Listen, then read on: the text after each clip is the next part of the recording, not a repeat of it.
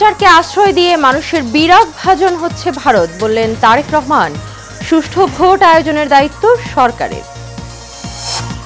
দল হিসেবে আওয়ামী লীগের বিচারের তদন্ত শুরু, ট্রাইব্যুনালে তদন্ত কর্মকর্তা নিয়োগ।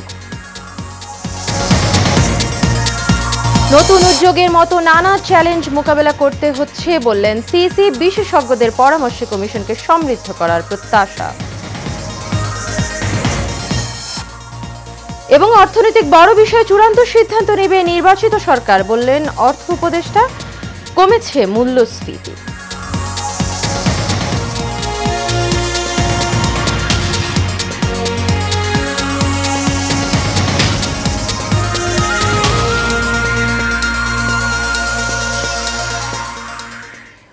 স্বাগত এশিয়ান নিউজে। পুরো সময় জুড়ে আপনাদের সঙ্গে রয়েছি আমি অরণ্য বিনতি ইউনুস। এতক্ষণ শুনছিলেন বিআরবি কেবল ইন্ডাস্ট্রিজ লিমিটেড সংবাদ শিরোনাম। চলে যাচ্ছি বিস্তারিত সংবাদে। ভারত স্বৈরাচারকে আশ্রয় দিয়ে বাংলাদেশের মানুষের বিরাগ ভাজন হলে বিএনপির কিছু করার নেই বলে মন্তব্য করেছেন দলটির ভারপ্রাপ্ত চেয়ারম্যান তারেক রহমান। বিবিসি বাংলাকে দেয়া একান্ত সাক্ষাৎকারের দ্বিতীয় পর্বে ভারতে শেখ হাসিনার অবস্থান নিয়ে করা এক প্রশ্নের জবাবে তিনি মন্তব্য করেন। বিস্তারিত রকিব মানিকের রিপোর্টে। বিএনপির ভারপ্রাপ্ত চেয়ারম্যান জনাব তারেক রহমানের বিবিসি বাংলাকে দেয়া দীর্ঘ সাক্ষাৎকারের দ্বিতীয় পর্ব প্রকাশ করেছে গণমাধ্যমটি।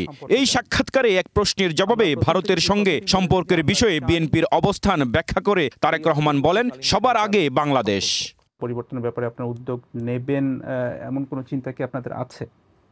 এখন তারা যদি স্বৈরাচারকে সেখানে আশ্রয় দিয়ে বাংলাদেশের মানুষের বিরাগ ভাজন হয়, সেখানে তো আমাদের কিছু করার নেই।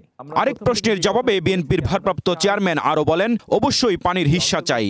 বর্তমান রাজনৈতিক দলগুলোর মধ্যে একমাত্র বিএনপির রাষ্ট্র পরিচালনার অভিজ্ঞতা আছে মন্তব্য করে জনগণকে সেই অভিজ্ঞতা বিবেচনায় নেওয়ার আহ্বান জানিয়েছেন দলটির ভারপ্রাপ্ত চেয়ারম্যান তারেক রহমান।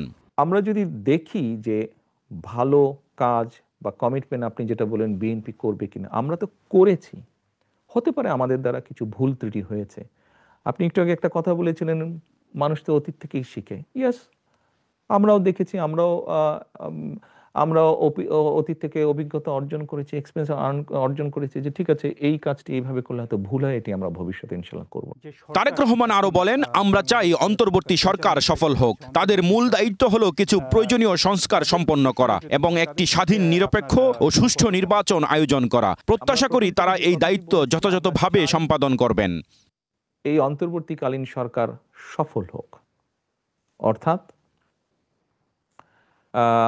অনেক কিছুর মতন বিভিন্ন বিষয় আছে। যেমন আমরা যদি মূল দুটো বিষয় বলি, যে কিছু সংস্কারের বিষয় আছে, একই সাথে একটি প্রত্যাশিত সুষ্ঠু, নিরপেক্ষ, স্বাধীন নির্বাচনের একটি বিষয় আছে। মূলত কিছু সংস্কার সহ, যেই সংস্কারগুলো না করলেই নয়, এরকম সংস্কার সহ একটি স্বাভাবিক, সুষ্ঠু, স্বাধীন নির্বাচন অনুষ্ঠিত করাই হচ্ছে বর্তমান সরকারের মূল লক্ষ্য। পোষা প্রাণী বিষয়ে প্রশ্নে তিনি বলেন, ছোটবেলায় তাদের বাসায় কবুতর, হাঁস, মুরগি, বিড়াল পোষতে দেখেছেন। এরই ধারাবাহিকতায় তিনিও প্রাণী পোষতে ভালোবাসেন। এটাই তো আমাদের কাছে ওনাদের চাওয়া রাজনৈতিক দল হিসাবে। রকিব মানিক, এশিয়ান টেলিভিশন, ঢাকা।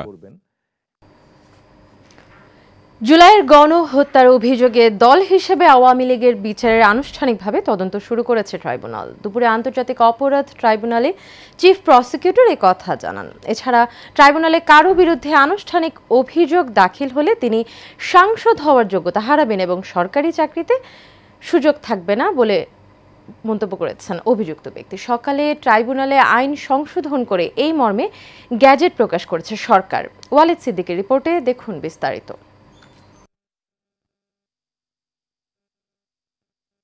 জুলাই আন্দোলনের হত্যাযজ্ঞের দায়ে দল হিসাবে আওয়ামী লীগের বিচার নিয়ে গত এক বছরে কম জলগোলা হয়নি। দল হিসাবে বিচার প্রক্রিয়া চালুর জন্য আন্তর্জাতিক অপরাধ ট্রাইব্যুনাল আইন সংশোধন করা হলেও তদন্তের তেমন কোনো অগ্রগতি দেখা যায়নি। সেই ব্যক্তির বিচারকে প্রভাবিত করতে পারে এমন কোনো বিষয় সংশোধন হলে তখন আপনি প্রস্তুত হতে পারেন। যদিও আওয়ামী লীগ ও তার সহযোগী সংগঠনগুলোর বিচার চেয়ে এনডিএম চেয়ারম্যান ববি হাজ্জাজের করা আবেদনটি গত বছরের 2 অক্টোবর থেকে ফাইলবন্দি ছিল। সেই আবেদনের প্রেক্ষিতেই আওয়ামী লীগের বিচারের আনুষ্ঠানিকভাবে তদন্ত প্রক্রিয়া শুরু হয়েছে। যে দল হিসাবে, সংগঠন হিসাবে আওয়ামী লীগের বিরুদ্ধে তদন্তের প্রক্রিয়া চলমান ছিল। তা আনুষ্ঠানিকভাবে আওয়ামী লীগের বিরুদ্ধে তদন্ত শুরু হয়েছে, তদন্ত কর্মকর্তা নিয়োগ হয়েছে এবং তারা তদন্ত কাজ খুব দ্রুতই সম্পন্ন করবেন, তারা সর্বোত্তম চেষ্টা করবেন এবং তদন্ত রিপোর্ট প্রাপ্তি সাপেক্ষে দল হিসাবে বিচারের জন্য আওয়ামী লীগের ব্যাপারেও যথাযথ ব্যবস্থা গ্রহণ করা হবে। সকালে আন্তর্জাতিক অপরাধ ট্রাইব্যুনালের সংশোধিত গেজেট প্রকাশ হয়।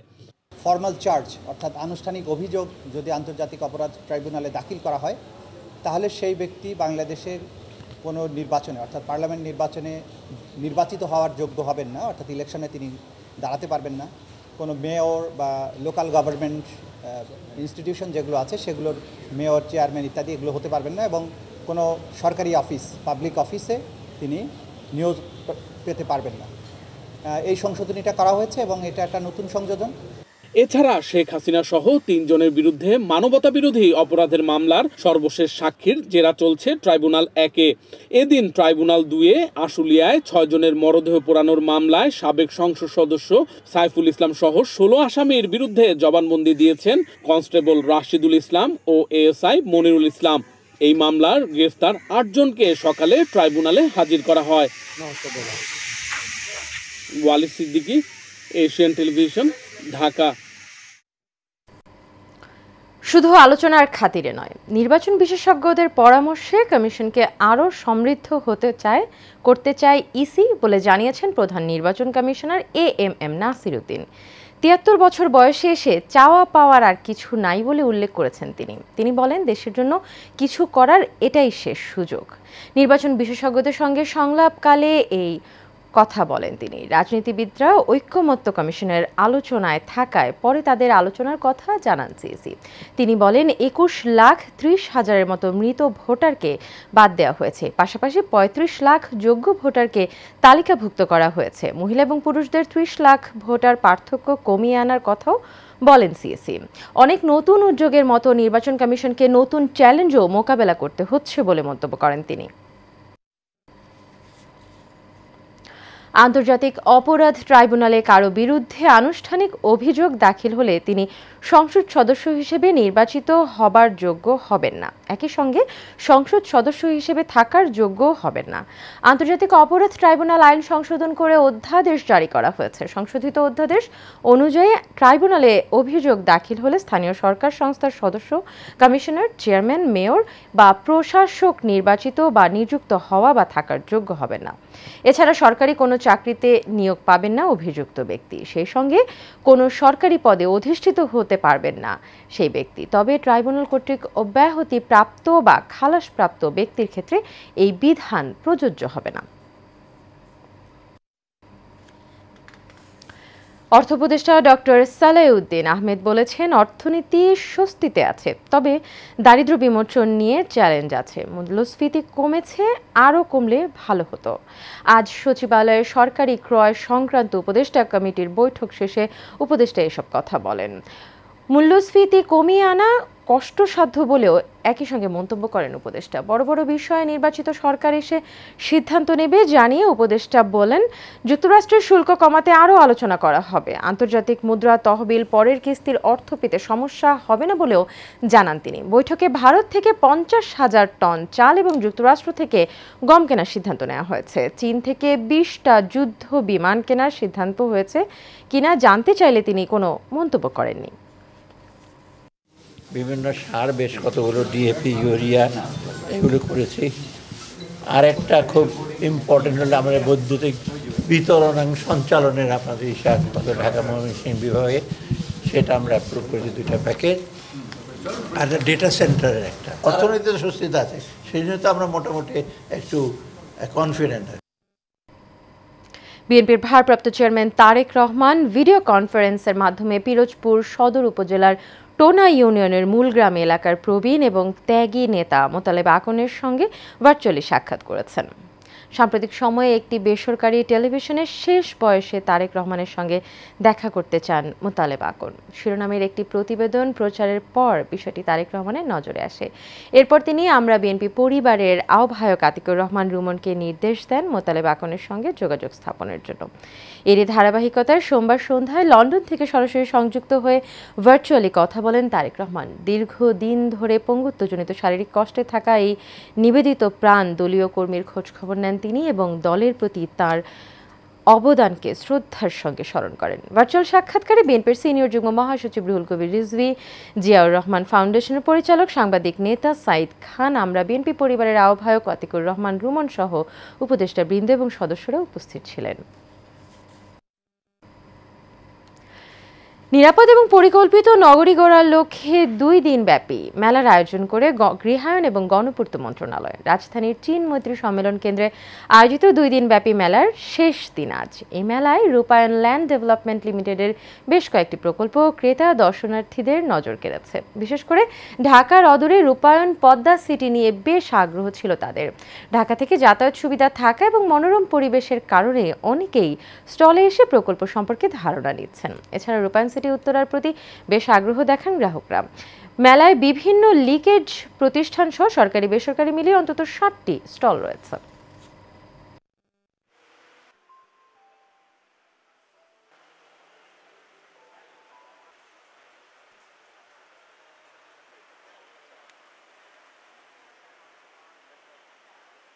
আমরা মনে করি যে রূপায়ণ সিটির কার্যক্রমগুলো যদি আরও যদি বৃদ্ধি করা হয় এবং আরও যদি এদের যদি কার্যক্রম যদি আরও শক্তিশালী করা হয় তাহলে এই দেশে আবাসন সমস্যাটা অনেকটা দূর হবে। আমাদের মোটামুটি ভালোই রেসপন্স, যেহেতু আমাদের অনেকগুলো অনগোয়িং প্রজেক্ট আছে, পাশাপাশি অনেকগুলো রেডি প্রজেক্টও আছে। মোটামুটি কাস্টমারদের রিকোয়ারমেন্ট অনুযায়ী আমাদের কাছে মাল্টিপল প্রজেক্ট আছে, দেখা যাচ্ছে এগুলা আমরা মিট করতে পারতেছি। সোফার এখন পর্যন্ত ভালোই সাড়া পাচ্ছি। যারা আসছেন তারা সবাই খুব প্রোডাক্ট নিয়ে অনেক নলেজ রাখেন এবং আগ্রহী। তারা নতুন আবাসন নিয়ে তারা চিন্তা করেন। আমাদের আজকে একটা ভালো একটা অফার আছে এই মেলা উপলক্ষে, যেটা হচ্ছে 40% ডাউন পেমেন্টই আপনি আপনার অ্যাপার্টমেন্টের চাবিটা বুঝে পাচ্ছেন, যেটা এই রিয়েল এস্টেটে এই প্রথম।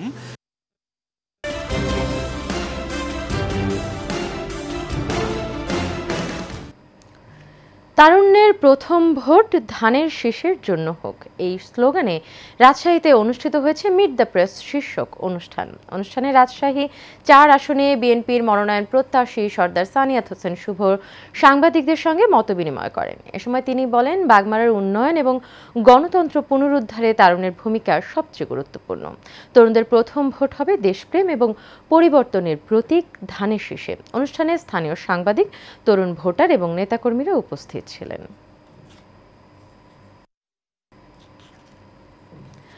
প্রাণনাশের হুমকি, প্রতারণা, মিথ্যা মামলা এবং চাঁদাবাজির বিরুদ্ধে ন্যায় বিচারের দাবিতে চট্টগ্রাম একাডেমি মিলনায়তনে সংবাদ সম্মেলন করেন ভুক্তভোগী শেফায়েতুল্লাহ। লিখিত বক্তব্যে শেফায়েতুল্লাহ উল্লেখ করেন, মিথ্যা প্রেমের ফাঁদ পেতে নাফিসা বিনতে আলম এবং একটি প্রতারণা চক্র মোবাইলে, হোয়াটসঅ্যাপে বিভিন্নভাবে যোগাযোগ করে কুপ্রস্তাব দেয়। প্রস্তাবে রাজি না হওয়ায় এবং চাহিদা মতো অর্থ না দেয়ায় সাজানো মিথ্যা মামলা দিয়ে হেনস্থা করে। তাই ঘটনার সুষ্ঠু বিচার দাবি করেন তিনি।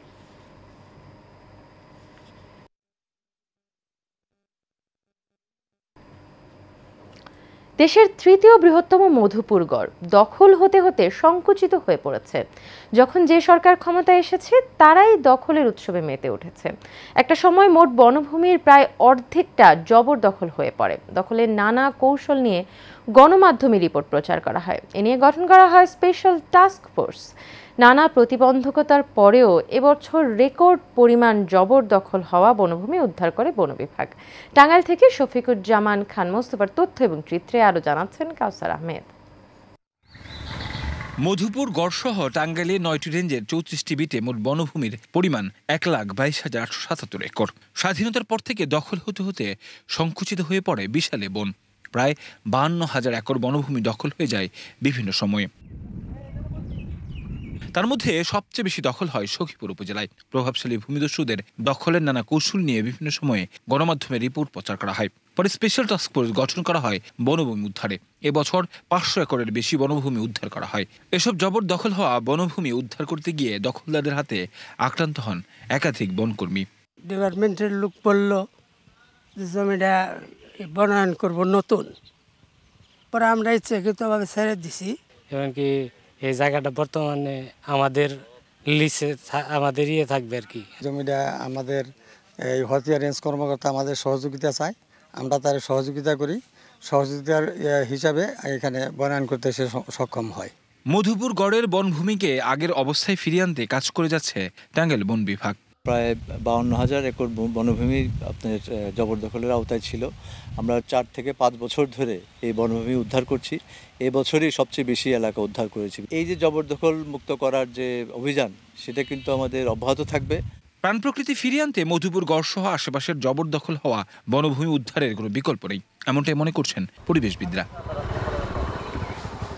কাউসার আহমেদ, এশিয়ান টেলিভিশন। হয়রানিমূলক মিথ্যা মামলা থেকে পরিত্রাণ পেতে সরকারের সহযোগিতা চেয়ে সংবাদ সম্মেলন করেছে গোপালগঞ্জের মুকসুদপুর উপজেলার কয়েকটি পরিবার। মঙ্গলবার রাজধানী ঢাকার সেগুনবাগিচায় ক্রাইম রিপোর্টার্স অ্যাসোসিয়েশন কার্যালয়ের সংবাদ সম্মেলনে তারা এসব অভিযোগ তুলে ধরেন। সংবাদ সম্মেলনে মুকসুদপুর উপজেলা বিএনপির সাবেক সাধারণ সম্পাদক আহাজ্জাদ মহসিন খিপু মিয়া অভিযোগ করেন, ব্যানার এবং পোস্টার ছেঁড়াকে কেন্দ্র করে বিএনপির কেন্দ্রীয় নির্বাহী কমিটির সহ আইন বিষয়ক সম্পাদক অ্যাডভোকেট জয়নুল আবিদিন মেজবা এবং ফরিদপুর বিভাগীয় সহ সাংগঠনিক সম্পাদক সেলিমুজ্জামান সেলিমের সমর্থকদের মধ্যে সংঘর্ষ হয়। এই ঘটনার পর সেলিমুজ্জামান সেলিম তার প্রতিপক্ষ সহ অনেক নিরীহ ব্যক্তির নামে মিথ্যা মামলা দিয়ে হয়রানি করছে।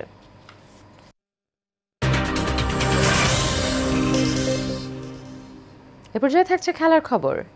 বাংলাদেশ ক্রিকেট বোর্ড বিসিবি নতুন নির্বাচিত পরিচালনা পর্ষদের প্রথম বোর্ড মিটিং বসেছে আজ দুপুর 12টায় মিরপুরের বিসিবি কার্যালয়ে সভা শুরু হয়। সোমবার অনুষ্ঠিত নির্বাচনের মাধ্যমে গঠিত হয়েছে নতুন বোর্ড, যেখানে সভাপতি হিসেবে বিনা প্রতিদ্বন্দ্বিতায় নির্বাচিত হয়েছেন জাতীয় দলের সাবেক অধিনায়ক আমিনুল ইসলাম বুলবুল।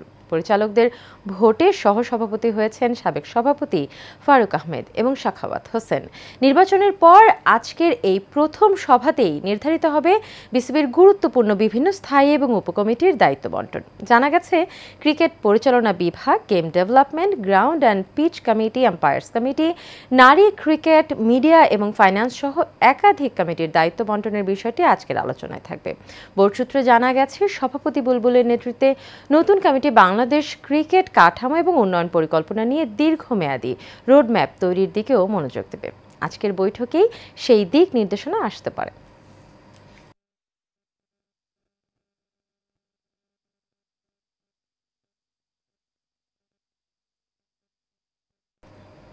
শেষ করবো এশিয়ান নিউজ, তবে যাওয়ার আগে বিআরবি কেবল ইন্ডাস্ট্রিজ লিমিটেড সংবাদ শিরোনামগুলো জেনে নেব আরও একবার।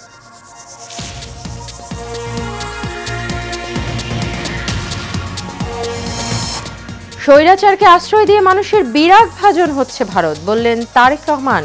সুষ্ঠু ভোট আয়োজনের দায়িত্ব সরকারের। দল হিসেবে আওয়ামী লীগের বিচারের তদন্ত শুরু, ট্রাইব্যুনালে তদন্ত কর্মকর্তা নিয়োগ।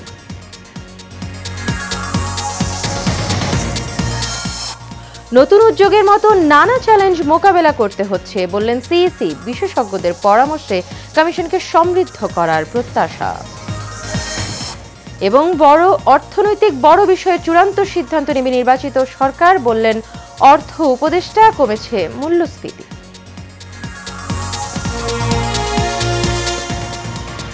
এশিয়ান নিউজ এ পর্যন্তই। পরবর্তী সংবাদ দেখার আমন্ত্রণ রইল। এতক্ষণ সাথে থাকার জন্য সবাইকে ধন্যবাদ।